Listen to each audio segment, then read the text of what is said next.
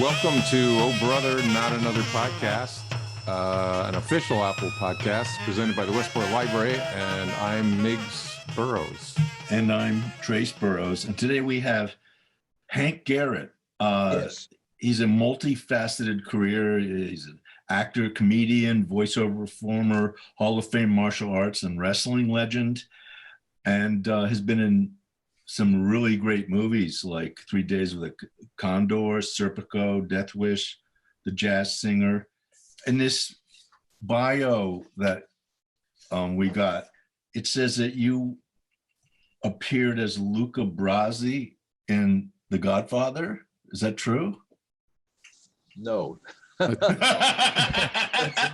I read it wrong or something. What's that story? The gentleman who played Luca Brasi was a professional wrestler. Oh, I see. One time he was my tag team partner. Oh. And the truly funny situation was he would wrestle as Lenny Montana. That was his name. And he'd go into the locker room and put on a costume, and he became the Zebra Kid. I love the name. Another fair. Well, we're traveling.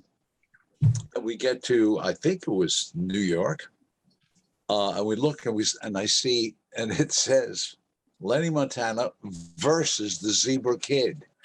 I said, "Do you know how fast you're going to have to be, Lenny?" Now, Lenny was a huge guy. He was like 6'4", 275, 280. That night, I became the Zebra Kid. No. Putting on his outfit, I wore a 10 shoe. He was a 15. Jeez. He had a huge head, so I had to wear this mask. It kind of bobbled as I was walking. Nothing fit. So now he's in the ring as Lenny Montana. I'm being pushed into the ring because I can't get any traction. It's a size 15 shoe. I get to the ring. They help me up into the ring.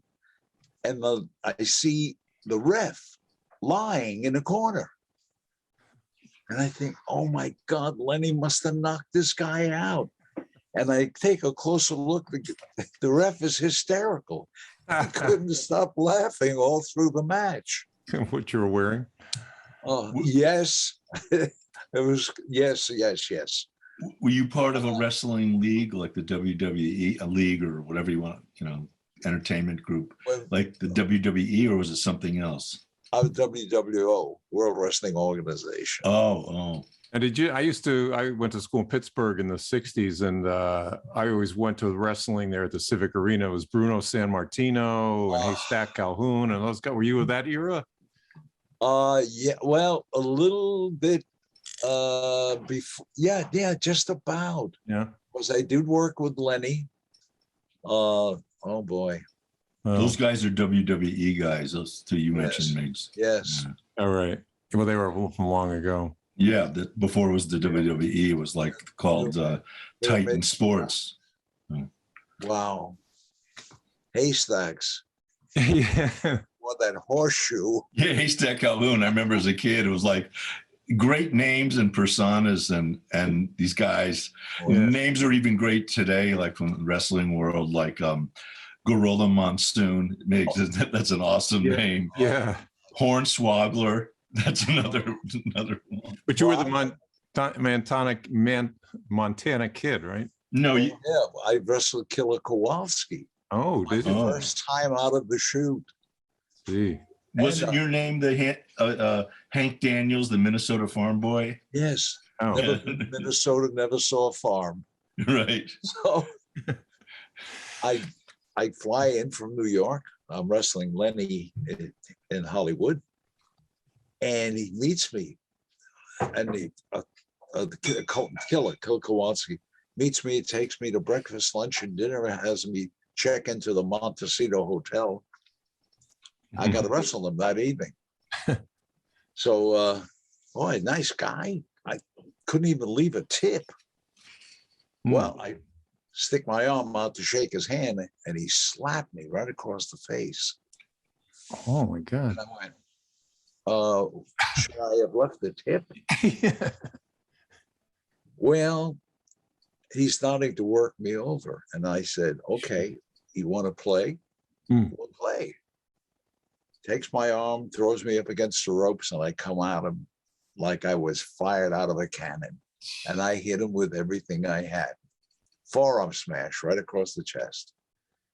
And when I hit him, I was looking down, and I noticed that his feet didn't move.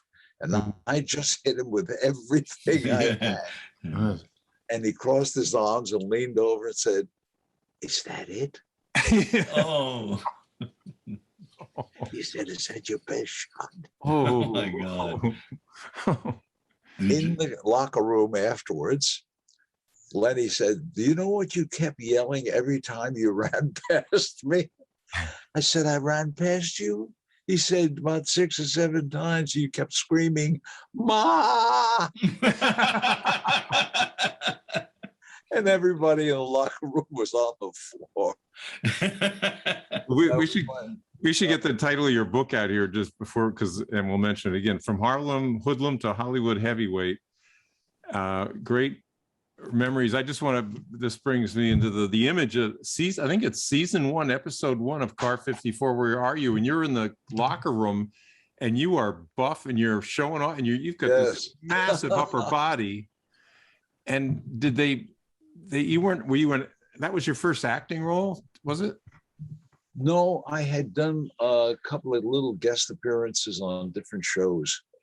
I became a cop. In fact, the guys that I grew up with said, "Oh, wonderful, the hoodlum cop." Yeah, well, I became a cop because I thought I could make a difference. And after being on the job, I realized I couldn't make much of a difference, not in the position I was in. And a friend of mine was a comic. And he and I had worked the Catskills. And he said, "Do you know Nat Hiken?" And I said, "No." He said, "My wife works for Nat. She's a secretary. I think I can get you in for an interview." And I go and I meet Nat Hiken. And Nat Hiken looked at me. He did a bunch of those shows back then, wasn't he? A producer, and he Sergeant Bilko, right? He was Sergeant Bilko. Yeah. Yes. And he lit a cigarette and he said, "You're Ed Nicholson." I said, no, I'm Hank Garrett." He says, "Just the kind of dummy I'm looking for." Nicholson is the cop I want you to play on the show. But you were, I mean, you had, for have that upper body. I mean, I've never seen anyone. At first I thought it was a rubber suit because, well, they didn't have them in those days, but like when Hans and Franz on Saturday Night Live, they had these foam rubber body suits, and you almost looked that big. I mean, you were, I started pumping iron when I was 13. Started martial arts when I was 11. I became a martial artist because I wanted to be a good fighter. I got my nose broken when I was 9 years old. I was standing in front of a building and a gang came by. And a member of the gang just hauled off and punched me square in the face, busted my nose. And one of the other gang members said, "Why'd you hit that kid?" He said, "Well, he cursed my mother." I had never seen him before. I never forgot him. I started pumping iron religiously, and really got huge. In fact, a training partner of mine was the first Black Mr. Universe, a guy named Leroy Colbert. 21-inch arms, cold, bang. So we trained, and sure enough, I'm coming out of a gym, and there's the guy that broke my nose. And I walk over to him, and I said, "Hey, you know me?" And he said, "I don't know you, man." I said, I'm the kid whose nose you broke.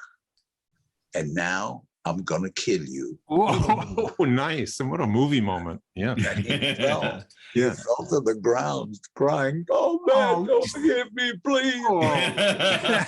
And would you just like step over him and walk away? Right then and there, I had my revenge. Yes. And I leaned over and I said, and please say hello to your mother for me. Whoa. Jesus, I wish I could have done that to my police. That is a movie moment. That's so great. Yeah. Oh, So how did you get the nickname Harlem Hoodlum? I mean, were you like a bad kid or guy back at one point? You know, I was a street fighter. Yeah. And I got to be very close to some people who were considered unsavory. Yeah. A couple of times they wanted me to be a bodyguard. And I said, no, thank you. And when I started, my lovely lady and I started writing the book, and we talked about the experiences I had as a kid, sleeping in cardboard boxes. My folks were immigrants from Russia. I was born very late in life to them. My father was in his 50s, early 50s. My mom was in mid 40s. But they had a push cart, and they spent 15 to 16 hours a day on that push cart selling fruits and vegetables. Didn't have time for me. And I became one of the swarm living on the street. All the kids, we just lived there. Our shower was opening the hydrant, and Harlan, my publicist, God bless him, he said, what were your names? And as a cop, they called me the hoodlum cop. And a lot of guys were saying, Hank, you're going to be a cop with what you know? Yeah. I said, oh, you don't have nothing to worry about. And then they got the audition for that hike, and here I am, a cop, been a cop for about 2.5 minutes. I sit there in that hike and says, you're Ed Nicholson. And from being a hoodlum cop, being a hoodlum, to being a noted performer on television. Yeah. National television show. And my mom, when she saw me for the first time on the show, I'm standing in a t-shirt. Yeah. Posing, and she said, now she had this heavy Yiddish accent. And she said, can't you tell them to give you a shirt? You're standing in your underwear. What's wrong with you? Sugar. I'm ashamed that neighbors see you in your underwear. What kind of mishigash is this? Maybe you got to show off those arms, those guns. What, right? I mean, Oh, that was. Well, I'm fascinated by this. I talk about the fight scene because you were trained as a fighter and everything, and then it's on YouTube. If anyone should go to YouTube and look up 3 Days of the Condor fight scene, and Hank is a mailman. He's a hired assassin, but he comes in with Robert. He has a fight with Robert Redford that's unbelievable. So I'm curious about all the fight scenes in general, but that's one of the best in movies ever. It's considered one of the best fight scenes. And Faye Dunaway's there. Faye Dunaway's, yeah, the little damsel in distress in the back room. And it's a photographer's studio, and there's so many cool things about it. But how long does that take to, how rehearsed is that? Yeah, I mean, how long does it take to shoot a fight like that? Bob didn't know a heck of a lot about martial arts. We rehearsed, and he's an incredible guy. To give you an idea of what this man is like, there's a tight close-up of me getting a pot of coffee in my face. Yeah. When I come in to kill him, he takes the pot of coffee and he's going to do anything, throw anything at me to save his life. He comes out of his dressing room and it's a tight close-up of me getting the coffee in my face. He looks at the pot of coffee and he sees smoke coming out of the pot. So he said to the special effects guy, he said, "What is that?" He says, "You can't hit him in the face with hot coffee." He said, no, Bob. He said, "It's a mineral, it's an acid diluted with mineral oil." And Bob said, "Acid?" Yeah. He said, no, it doesn't burn. The guy stuck his finger in the solution. And Bob said, "What happens if you get it in your eye?" Yeah. He walked over to Sidney Pollack, the director, and said, "Sidney, can I throw the coffee?" He said, "Bob, you're not even in the shot." He said, "Just let me be the hand that throws." And he said to Hank, "I'm going to hit you waist high. Just throw your hands up to your face as though it hit you in the face." Come to find out later, had it gotten into my eyes, it would have blinded me. Oh, man. That's So how do I repay yeah. Redford? Isn't that because you considered?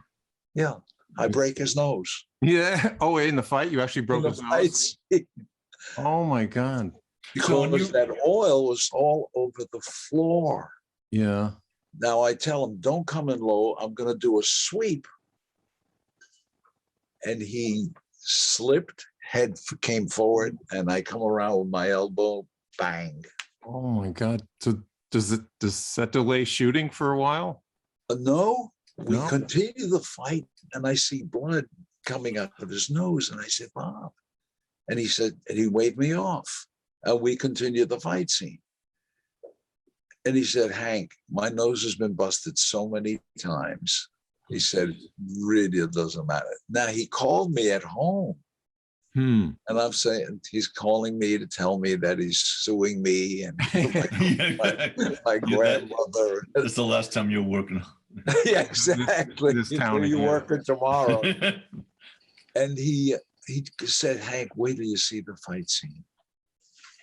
He said, "It's absolutely incredible." Well, I wound up winning the New York Film Critics Award for best fight scene in film. And then my wife and I, we were flown to Vegas, and I received an award there for best fight scene in film ever. So I know they have breakaway furniture and breakaway glass and all that kind of stuff, and you're falling and smashing into things. Even that, or some other fight, some other movie, did you ever get hurt? Just even though that's a breakaway, it looks like it could push into you or Oh, you never know.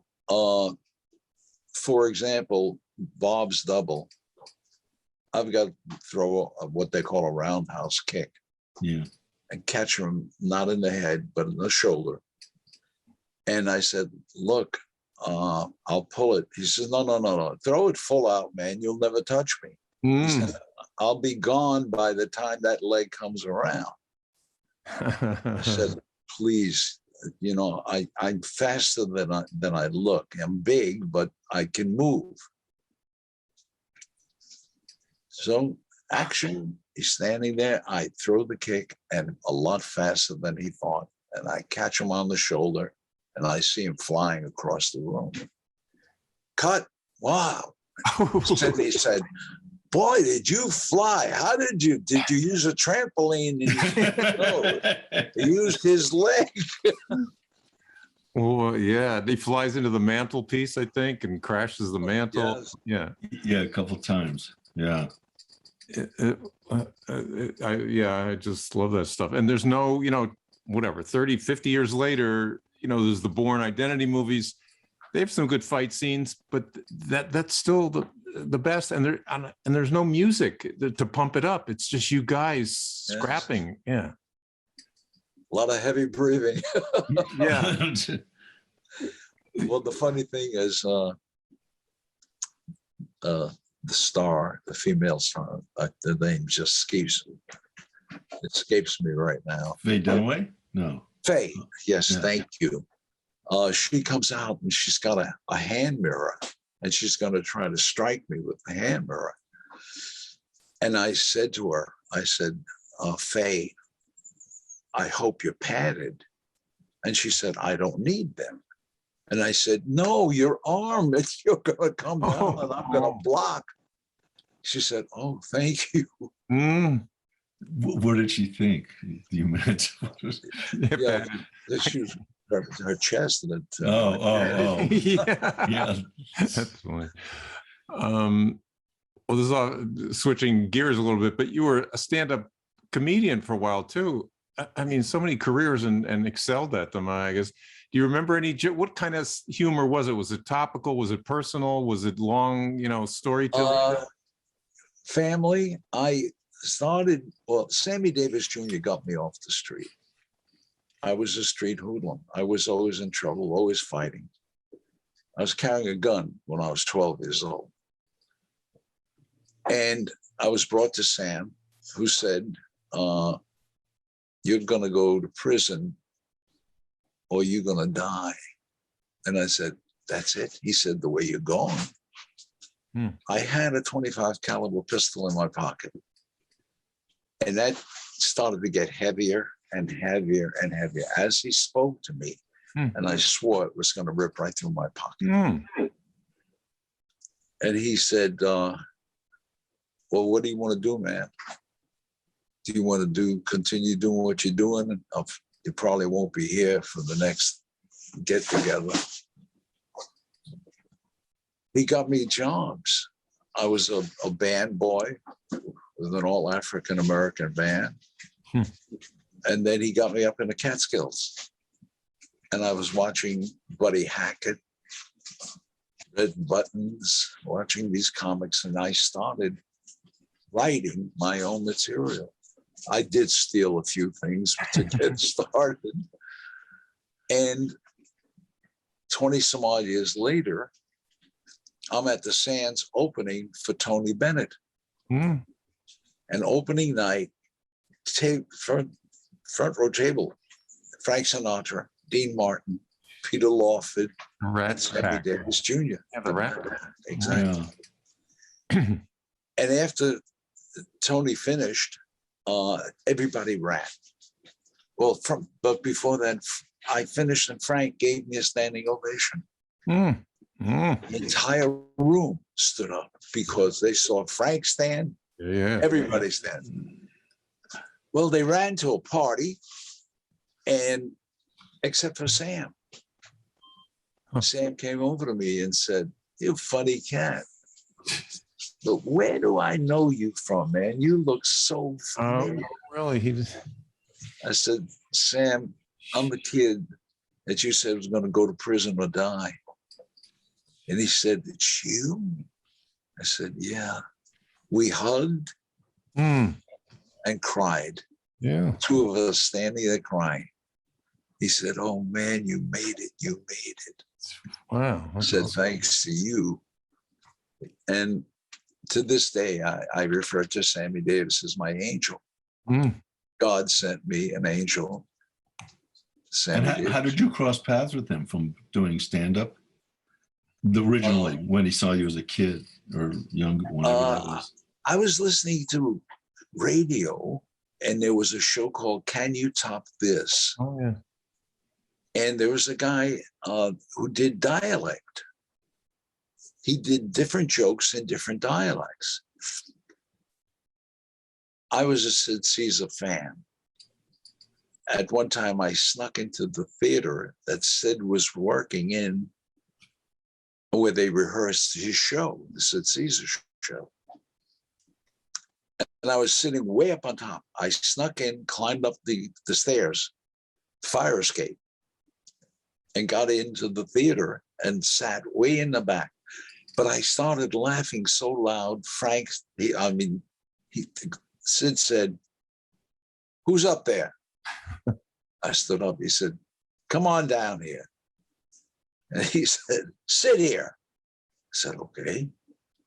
He said, "You only laugh when I say something funny. Pay no attention to the rest of the cast." Okay. And I learned dialectic gibberish. Yeah, like he was an expert at that. Oh yeah, the fake. He could do any language and make it sound That's right. That's what I do in my act. I thought you did a lot of that. Okay.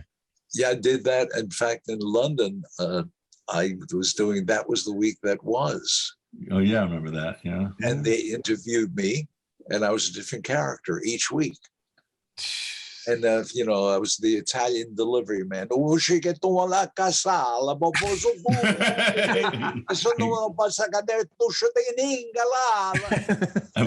do that. I love that. And Dave would translate. He'd say, "Oh yeah, the loo is right down there." Oh yeah, no, I love when he did that. Yeah. Yeah, and he had me do a Chinese delivery man and run out into the audience. Oh. And I did.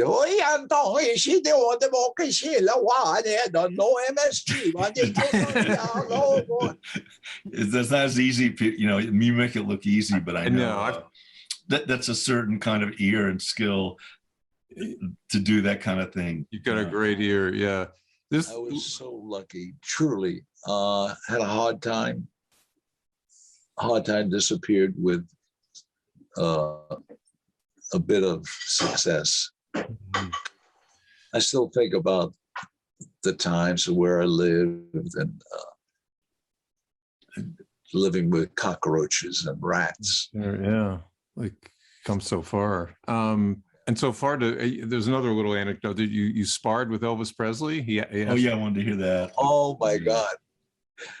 A friend of mine was another comic who was opening for Elvis. And he told Elvis I was a black belt. I get a call. And they said, "Mr. Garrett, would you honor Mr. Presley with sparring with him?" I said, "You want me to honor Elvis?" I said, "I'll give the kid a break. Send them over." Right.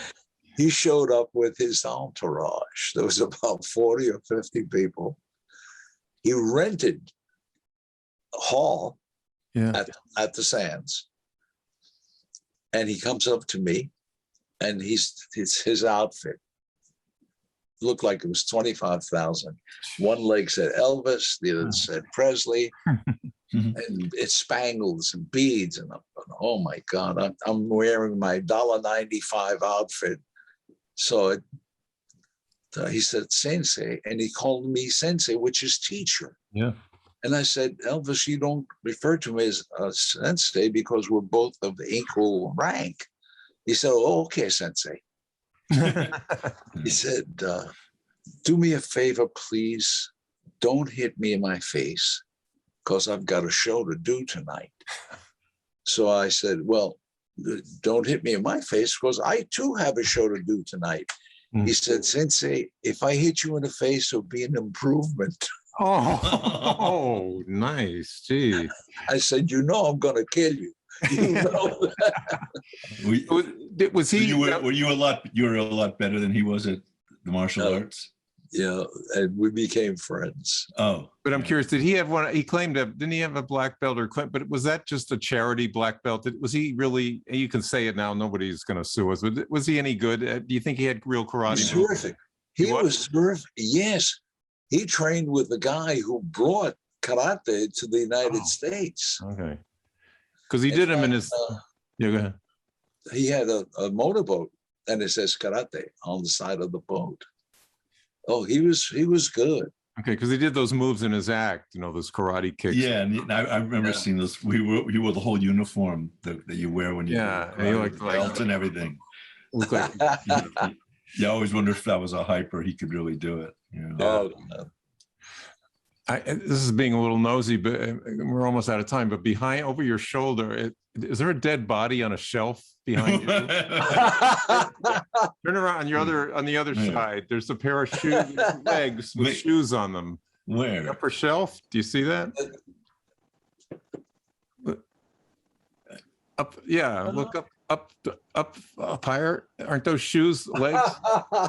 They're hats. Oh, you're right. It looks like the end of a body. Yeah. Oh, actually, it looked like, oh, they're hats. Okay. They're hats. They're shoes. Did you see one of the hats move? You Yeah. just stockpile bodies back Let's there. see how far you took this hoodlum thing. Okay. So what's yeah, go ahead. No, go ahead. No, I was just saying we're almost out of time. I just wondered if we want to mention your book again, From Harlem Hoodlum to Hollywood Heavyweight, and anything. Are you still like to be in the acting game at all, or what's your just? Oh, absolutely. Yeah. Absolutely. What I do is I do the autograph shows all over the country, and the proceeds go to the disabled American vets. Oh. And I've been doing that. In fact, that's the book. Oh, cool. Oh, Yeah. good. Yeah. Oh, nice. And if people are interested in purchasing, and as I said, the proceeds, we take our cost.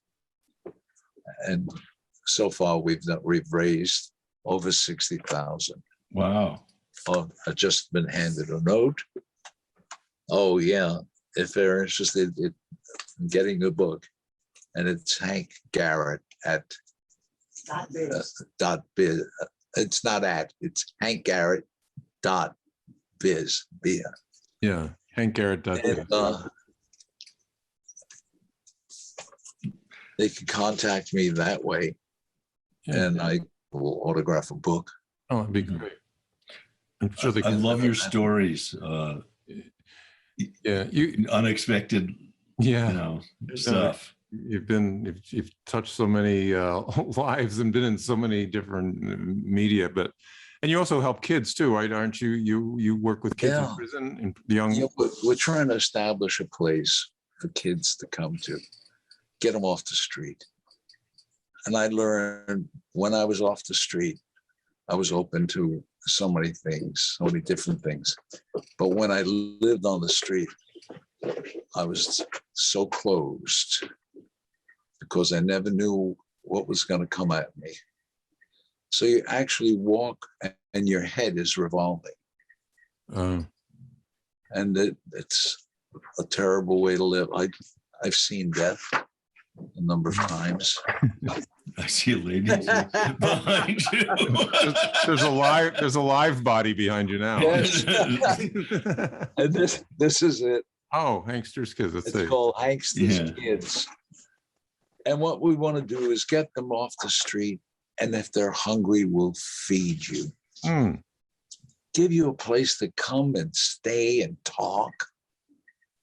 Help you if you're doing homework, we'll help you with that. We're not asking you to give us anything other than your time. Come, man. Come where it's nothing bothering you, nothing gonna hurt you. No judgments. And if you're hungry, and I know I spent so many days eating potatoes that we threw into a fire. My buddy George Washington Jr. and I, we lived on the street. And people looked at us and saying, "Where are your parents?" And I said, "Well, they're busy trying to make a living." Yeah, that's tough. Well, no, that's such a great thing you're doing, because that's where it's got to start. I mean, if you wait till they're 20 or 30, they're pretty much gone, unreachable. Yes. So yeah, it's right now, it's a joy. Yeah. I blush when people recognize me. My wife looks at me, she says, "My God, you're turning absolutely red, crimson." I said, I still don't know how to handle when somebody says, "Oh, I saw you and so and so." Yeah. Oh, that's My great. job. Yeah. Well, it's rare to see somebody that's had such success in Hollywood, or come from where you did and become a success in Hollywood, and then give back to, and not live the big glittery life, But. Yes, absolutely. And the martial artists are like that. They're okay. They're cool. In fact, going to a big martial arts convention, it happens once a year. This will be my 20th year. And it's all martial artists coming in from all over the world to meet each other. Many times it fought each other. Friend is Benny the Jet Urquidez. He's 6-time world champ kickboxer. And I am godfather to his grandson. Oh, nice. Wow, nice. You know, so it's a wonderful, most amazing people. Comes full circle. All right, well, we got to sign off, and so happy to. Thanks for coming on the show. Spending your Thank time you for having me. with us. Our pleasure. Yep. Take care. Thank you so much. Stay well and God bless. Okay. Bye. Bye.